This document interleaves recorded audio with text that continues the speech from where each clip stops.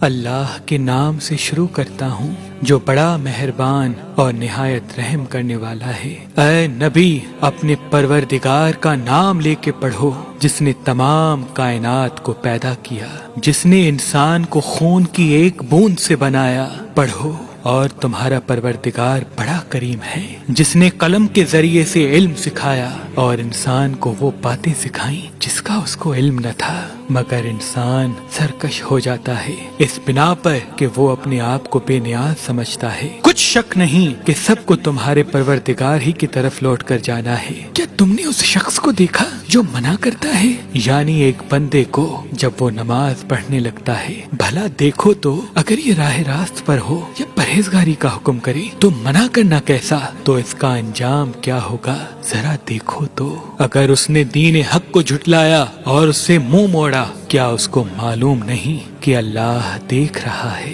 دیکھو، اگر وہ باز نہ آئے گا تو ہم اس کی پیشانی کے بال پکڑ کر گھسیٹیں گے، یعنی اس جھوٹے خطاکار کی پیشانی کے بال۔ تو وہ اپنے یاران مجلس کو بلا لے، ہم بھی دوزخ کے فرشتوں کو بلائیں گے۔ دیکھو، اس کا کہا نہ ماننا اور سجدہ کرنا اور اللہ کا قرب حاصل کرتے رہنا، اور اللہ کا قرب حاصل کرتے رہنا۔